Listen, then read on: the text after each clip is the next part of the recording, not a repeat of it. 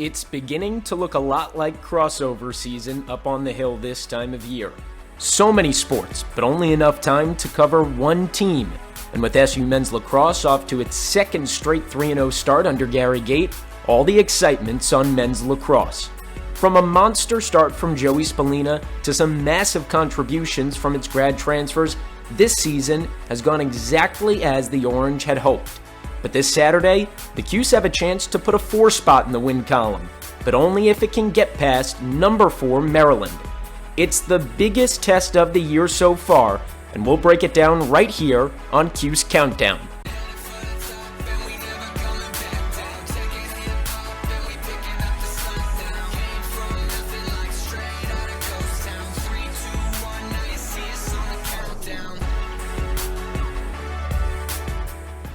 Welcome into the Waverly Avenue studios of CitrusTV, of course. If you're looking for Cuse Countdown, well, you're in the right spot. And if you're not looking for Cuse Countdown, well, thanks for joining us anyway. Steven Sklar alongside Liam Griffin and Skyler Wilkes, here to break down this Syracuse men's lacrosse team that has shown so much promise in the early going. A 3-0 start for the boys for the second year in a row under Gary Gait. And like I said, the boys are absolutely humming, and they've got a game against a top 5 team in the nation in Maryland coming up this weekend. It's going to be a doozy in the Dome, isn't that right? Absolutely. Yeah, Skyler, I mean, it's going to be a great game. Good one. I mean, it was last year Maryland just eked out a 3-point victory, so always a good one between Syracuse and Maryland. Right. And of course, the conversation around the Orange starts and ends with Joey Spallina. So far, the sophomore's got 26 points, including a 10-tally effort in SU's most recent win over Manhattan. In honor of the program's first double-digit effort since Ryan Powell did it before the Yankees three-peated, Spallina was named the ACC Offensive Player of the Week. Now, guys, we knew from last year that the kid's pretty good, but he's taken our expectations and certainly surpassed them in the early going. Liam? Well, Steven, first of all, you can count on him to always get a Yankees reference in whenever he can. That might be another one waiting. But Joey Spallina has been electric this season. 10 goals, 16 assists, just 3 games in. He had the behind-the-back shot in his arsenal last year, Skyler. Now he's got the behind-the-back pass as well. And the ball moves out of his stick so quickly. That goal at the end of the first half against Manhattan, just unreal stuff. Well, the thing is he has more assists than goals, which says a lot about his IQ. It says a lot about his selflessness. He's growing as a player. Remember what his start to the season last year? Struggled against Vermont, didn't score a goal. He has completely grown as a player, and Syracuse is so much better for it. Right, and the biggest growth is in the assist margin. Last year, 2 assists at this point in the season. This year, 16 for the big man. Spallina, just one of several familiar faces manning the ship this year, but he's got a little help from his friends, too. Impactful friends, mind you. Owen Hiltz is a name Syracuse fans know well. He's second on the team in points, goals, and assists. Michael Leo and Finn Thompson, just to name a few, are back and contributing in the early going, the early stages of this season. So, Skyler, I'll start with you. Who's impressed you the most out of some of the returning faces that have come back to this Orange team? It's got to be Owen Hiltz. I mean, he missed 2 years ago. He was out for the entire year, came back and was solid last year. But this year, that combination of him and Spallina, whether Spallina's at X and he's dishing it to Hiltz at GLE, they are a special combination that are so dangerous. And when you combine that with Finn Thompson, I mean, wow, good luck, defenses. Yeah, it's not just Finn Thompson as well. Michael Leo, 5 early goals. Luke Roa, 4 goals. Jackson Burtwhistle missed the first 2 games of the season. He's one of the best off-ball players in all of college lacrosse when he's healthy. Didn't score against Manhattan, but when you add those 3 guys right there, Hiltz, Leo, and Thompson, to a supporting cast, including Roa, Burtwhistle, to complement Joey Spallina, you're in pretty good shape. Yeah, and while it's great to have all these familiar faces hanging around, for the most part, this is a team that's laden with transfer talent. The Cuse brought in 8 grad transfers during the offseason, so that, coupled with the addition of John O'Dearna, means that SU needed a lot of outside help for the 2024 campaign. But back to the players. Between Christian Muley, Jake Stevens, Sam English, it's been an ideal start for a lot of these newcomers, wouldn't you say, Liam? Yeah, what sticks out to me about this group, Skyler, is veteran leadership. With the exception of Hiltz coming back, most of these guys that are seeing the field for the most part for the Orange are in year 2, still fairly young, but You bring in players like Stevens, English. Mulet's got 5 goals. Stevens has 4 goals. English has 3 goals. He's also a fantastic defensive midfielder. Additions like that go a long way toward building a championship caliber team. Well, that's the thing. This team was so young last year, and their entire attack outside of Owen Hill, to use Spallina, Thompson, Leo, Roa. Those guys were all playing their first year of college lacrosse last year. When you had 3, not just veterans, you had 3 really good veterans. I mean, Jake Stevens is an All-American honorable mention, and Christian Mulet, third on the team in goals. It just elevates this team so much with not just the skill level, but the leadership, like you said, Liam. Right, and there's just one transfer that we didn't even really get around to naming just before. So many changes, but maybe the biggest comes at the face-off X. Huge issue for last season, but now it appears to be one of SU's biggest strengths. How much is this lifting the orange so far in these first 3 games with the addition of a guy like Mason Cohn? I can't even put it into words, Stephen. It is unbelievable. Johnny Rachuza was a legitimate liability last year for Syracuse, and Mason Cohn has been a breath of fresh air. And what's even more ridiculous is the guy's never played Division I lacrosse before. He was a 2-sport athlete at Division III Tufts, and he's just come in and looked like he's miles above all the other competition. Skyler, you mentioned it. Face-offs last year were very rough. After the Duke game in Durham last year, Gary Gate could barely even mince words about how disappointed he was in that unit, but Mason Cohn, 47-61, John Mullins, 16-21. Pretty good. This is a completely revamped unit. One was one of the best in D3, the other a highly touted recruit. Well, let's learn a little bit more about SU's primary face-off guy, Mason Cohn, like I just mentioned before. So I'll pass it off to Liam and Skyler. Why don't you guys break it down? Steven, face-off success has been a big part of Syracuse's 3-0 start. You don't have to look very hard as to why. Mason Cohn dominated Division III when he was with Tufts, not with the Jumbos anymore, now donning Syracuse Orange, and his early season face-off success has been paramount to the Orange's 3-game winning streak, and head coach Gary Gate has sung his praises. He's just played like a guy that's played 4 straight years with fall balls and everything. You know, he's never played a college fall ball. 0. Which is pretty amazing. He's never had a fall. He's never had a fall, Liam. I mean, that's pretty unbelievable. You certainly wouldn't know, though. We start in Game 1, his first ever contest at the Division I level against Vermont. And yeah, it was midway through the second quarter, so he had already gotten some run. But he loses the initial clamp, but gets low and kicks it out using some of that hockey background. And he gets it going the other way and gives Syracuse a clean possession. Mason Cohn has just been absolutely ridiculous so far. Won 71% of faceoffs last year, 77% through 3 games. Skyler, that aggression, we didn't see it out of Johnny Rachuza or Jack Fine last year. Something else Mason Cohn can do, not only can he win faceoffs, he can create offense. We had to game number 2. SU taking on a Colgate team that upset Penn State in Happy Valley just the game prior. And Cohn wins it rather easily, retreats back for a little bit, that's okay, but he finds Carter Rice going down the field with plenty of green grass, creates an easy goal. Skyler, plays like that go a long way. You know what else goes a long way? Scoring goals. And that's something Cohn did from the jump against Manhattan, a game you had a wonderful view for. And I mean, it was the first face-off of the game. Yeah, well, it's no surprise because Manhattan's Fogo was supposed to be in the transfer portal as a kicker, but that's not important in this. Mason Cohn wins the face-off, and you know, Fogo, it stands for face-off get-off. Well, he's tired of getting off the field, takes it right to cage and gets a really good shot off on net. Mason Cohn's face-off success, as well as being a scorer and a distributor, is going to help this team go a long way. Steven? Well, we have to step aside for a second, but we're not going anywhere, and neither should you. When we come back, we'll take a deeper look at the number 4 Terrapins and what makes this team SU's first legitimate threat. Cuse Countdown coming up right back.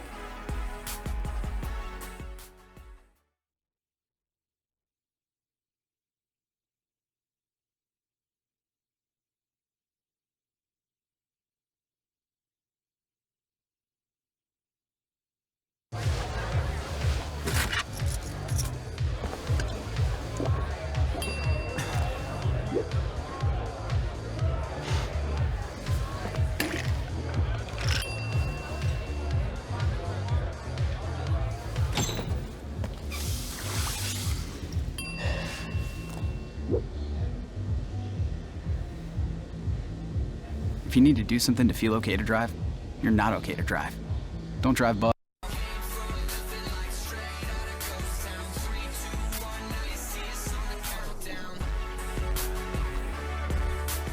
We are so back. It's Cuse Countdown on CitrusTV, and we're about to dig into this high-powered Maryland team the Cuse will face this Saturday. But before we do that, let's take a look at the last time these two teams met. It was the fourth game of the season for a young freshman-led SU squad. Just like the 2024 team last year, the Orange were also undefeated heading into the Maryland game, but it ended in a 15-12 loss on the Hill, and something's got to change if it wants to get revenge, right, Liam? Yeah, one particular thing in particular has to change, Stephen. Johnny Rachuza got absolutely cooked at the face-off X, as did Gavin Gibbs for just one. That's putting it nicely. That is putting it nicely. Maryland held a 24-7 edge in face-offs the last time these two teams played. It's remarkable SU was even competitive considering that margin. And Joey Spallina had the first behind-the-back goal of his career. But other than that, Skyler, he was neutralized.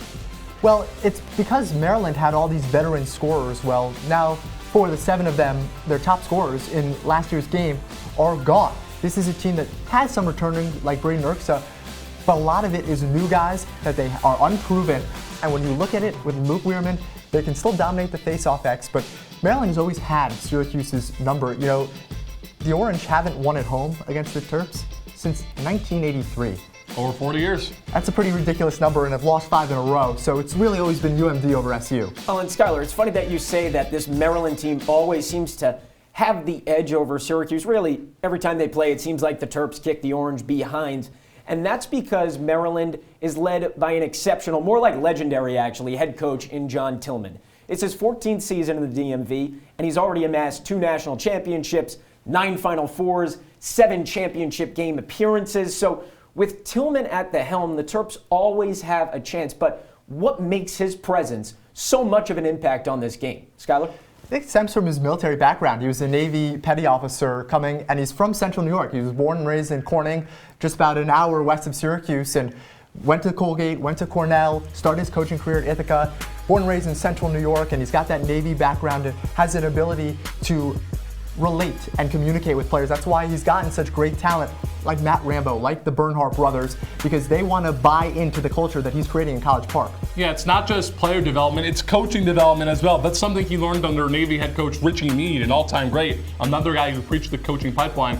John Tillman has coaching descendants per se at UMBC, Georgetown, Michigan. Not exactly slouch of a list, Skyler, and 2-time national champion Stephen. He's one of the best in the biz. He absolutely is. And as much love as we might have for Gary Gate, I think that it's kind of concrete that the better half of this coaching matchup is on the visitors' side of the field. But what's not so concrete is who's got the edge at the face-off X. That's slightly more debatable. And we already talked about Mason Cone and what Syracuse has been doing and how much they have improved. You know, he's great, but if we focus on the opponent, they got a guy like Luke Weirman. He's the Terps' all-time leader in face-off wins as of February 3rd of this year. It's going to be a battle at the X. So which team has the advantage? Yeah, as much as you love what Mason Cone and John Mullen have done, if you want to be the best, you have to beat the best, and Luke Weirman is the best. Now Maryland's all-time leader in faceoffs, did it against Richmond just a few short days ago. Weirman 30 for 46 on the young season. Mason Cone been outstanding this year against Vermont, Colgate, and Manhattan. Luke Weirman is the first big boy he has to go up against. It's a valid point, Liam, because you mentioned the 3 opponents, non-Power 5, mid-major schools. Luke Weirman has gotten some 2 back-to-back ranked matchups, and he's still won nearly 70% of his faceoffs. He won 77% of them last year against Syracuse alone. He's won over 60% of them in his career. And Mason Cone, yes, he was successful at Division III Tufts, but there is that step up in competition. I wouldn't be surprised if Cone came out on top, but I've got to give the edge to Weirman. Right, you know what they say, everything starts at the X, but faceoffs are just a means for extra offensive possessions if you really think about it. And there's plenty of sticks waiting near Weirman looking for an opportunity to get on O. Now, none of them may be of the same caliber as a Joey Spallina, but you know, Maryland's got 3 great point getters in Eric Molliver, Braden Urksa, Daniel Maltz. They form this formidable 3-headed monster, so to speak. But Liam, is that going to be enough to sort of combat what Syracuse has on the offensive side? Well, out of those players you mentioned, only one of them was a big impact in that game last year. And I say big as in 1 goal. It's Daniel Maltz. This is a completely revamped Terrapin offense that's finding its footing. Malliver with 4 goals, Urksa with 4 himself. Maltz with 4 as well. It's a revamped unit, Skyler, one that is not necessarily reliant on one player to succeed.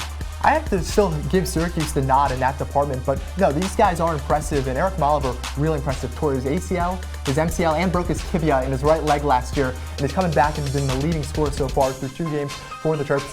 Daniel Maltz, he's got SU in his blood. Both of his brothers played here. His brother Derek was a co-captain on the Hill. He's got Syracuse in his blood, but he's a veteran player on this team. That's the thing that stands out about this Maryland team and John Tillman's squad, is that they have the experience and they're battle-tested compared to Syracuse, who hasn't really competed at the top level, at least in the NCAA tournament. And now the Maryland offense is going to have to keep up with a very high-powered Syracuse offense. But then if we're looking at it from the other side of the ball, this Syracuse defense is going to have to, trade blows with a really high-powered defense that's top 10 in the country right now. So it's one of the best defenses, like I said, not only on SU's schedule, but in the entire country. So far, like I said, locked in as a top 10 scoring defense in the nation. Man, it really just doesn't get much tougher than that. So what is it that makes the Terps so much of a struggle for teams when they have to get on offense? Well, I think it starts with Ajax Zapatello, who is by far one of the best defensemen in the country, but also Jackson Canfield, who was a UVM transfer, played against Syracuse a year ago in the Dome. And again, it sounds like a broken record, but it's more of that veteran presence that they have. Zapatello has been here for 4 years, and now Logan McNaney is back in net. He got hurt last year, didn't play against Syracuse. He has the potential to be one of the best goalkeepers in the entire country. Yeah, Logan McNaney was touted as one of the best goalies in the country coming into last season, only to get hurt, and now he's saving over 60% of the shots. You also look for an excellent defensive midfielder like Jack Corus, who has 5 ground balls. It is a unit, Skyler, not necessarily full of it with a ground ball or a caused turnover stud, but a guy you mentioned, Ajax Zapatello, has developed into a big leader. And for more on that, we send things over to Steven. If you've played sports, then you know jersey numbers mean everything. Not literally, of course. At the end of the day, you could wear a single-digit number or any random one like 79, and it shouldn't change the way somebody plays.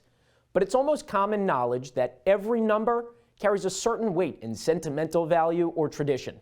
Much like Syracuse's legendary number 22, Maryland has an exclusive jersey number club of its own. It's all about the number 1 down in College Park. There's a long history of exceptional players and leaders to don the single stick, but now that legacy goes to senior defenseman Ajax Zapatello. The Portland, Oregon native wore the number 36 for the first 3 years of his Maryland lacrosse career and was simply a beast in his old threads. In his sophomore year, he was a 3rd-team All-American for Inside Lacrosse and USILA. Then his junior year, he was a consensus 2nd-team All-American. Personally, I would have told Zapatello to keep his old number. If it ain't broke, then don't fix it. I mean, sports commandment number 1 is not to mess with something when it works. But I guess a fair exception to the rule is when John Tillman asks if you want to wear number 1. Then I guess it's okay. If you take a look back at some of the players that have worn the jersey, you'll see a long list of tremendously successful players. Andrew Whipple, Joe Walters, Matt Rambo. The list of jersey in the rafters kind of guys that have worn this jersey never ends. And so for Zapatello to join that club, it A, means he's one special player, but it also means B, that he's the type of person that can handle the pressure that comes with it. That's all for now, but after the break, our analysts take a look into the future. CC's not done yet, so stick around. We'll be right back.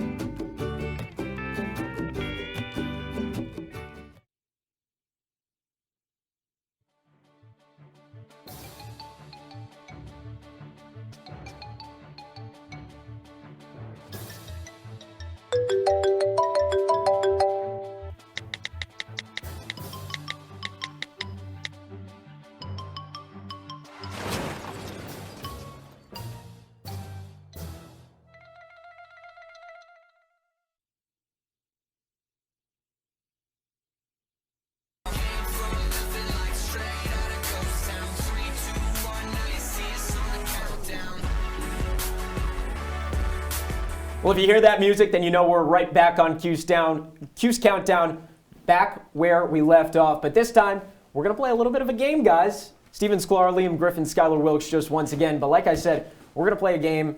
We'll call it Countdown Clairvoyance. Sorry, that's a bit of a tongue twister. But pretty much, there it is, right? So clairvoyance. I tried getting it right the first time. it. But we're going to be playing a game. Essentially, we're just going to predict the future. I'm going to toss you guys a couple of questions, a couple of scenarios. You guys are going to put on your future mind-reading hats, and you're pretty much going to tell me what you think is going to happen as this season continues. Sound all right? Let's have some fun. All right, let's do it. Let's have some fun. First person we got to talk about is Joey Spallina and what kind of future he has for the rest of the season. I mean, he's on pace to break a couple of records right now. You know, he's maybe in line for some post-regular season honors and maybe on the way to leading this team to a potential national championship run. So what's in the future? What's in store for the big man at the attack position? Steven, Skyler, he'll break records, but not this season. Look, there are simply too many mouths to feed on this team for him to reach Gary Gates' 670 goals or Tim Nelson's 67 assists. When you have a team with Hiltz, Muley, Stevens, English, Burtwhistle, the list goes on, simply too many mouths to feed for Spallina to break records this year. Next year, though, when all those grad transfers leave, I think he has a good shot. But he's still going to have to deal with Michael Leo and Finn Thompson, which is why he's ready now. I'm telling you right now that Joey Spallina is taking the Tewaaraton Award this year as a sophomore. The things that he's doing is out of this world. He has 11 more points than the next closest guy on the list, and the next closest guy, you know who it is? Who is it? It's Brennan O'Neill. If you heard of him, it's because he won the Tewaaraton Award last year. That's how good Joey Spallina has been, and it's only 3 games into the season. He's been a menace. I don't really like your pessimistic attitude about what Joey Spallina is going to do I said this he'll year. break records eventually. Yeah, but you seemed a little bit down eventually. There's always the caveat of eventually, and that's not really the kind of promising, optimistic outlook we want here on Cuse Countdown, Liam. Come on. Come on. Well, maybe you'll have a little bit more of an optimistic outlook on the defense, which, you know, has been good, but it needs to improve a little bit, especially when it has to play Maryland this weekend. So again, putting on that future telling hat.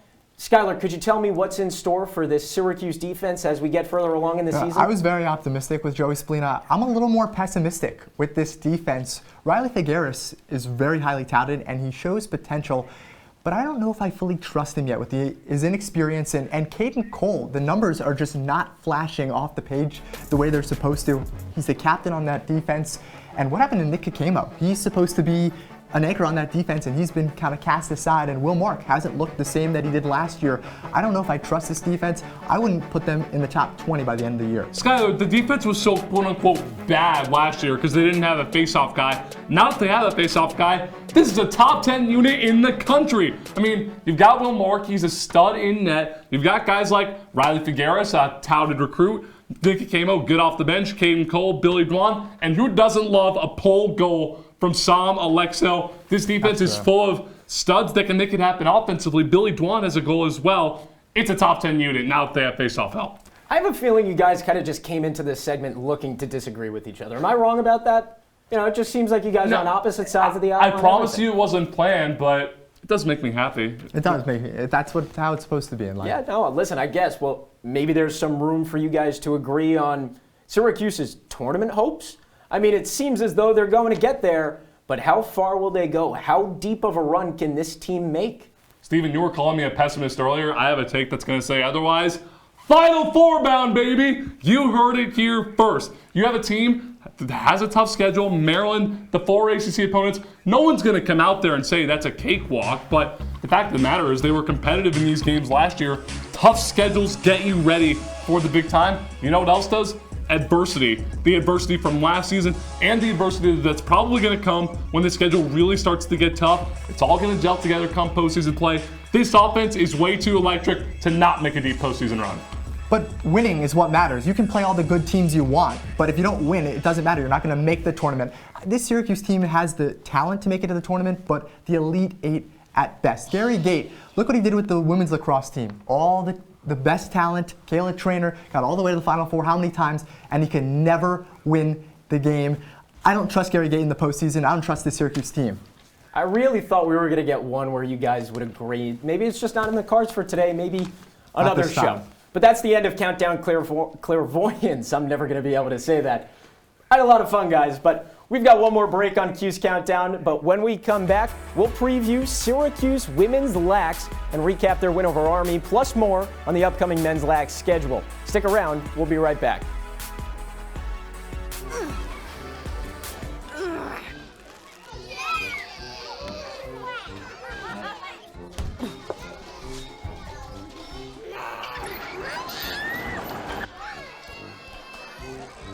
If you love them enough to crawl into a play place to get them to come down, then surely you'll check nhtsa.gov/the right seat to make sure they're in the right car seat. My name is Jenna Cooper, and I am the relationship psychologist. My name is Paige Phillips. I am the astrologer, and this is Psych vs. Stars.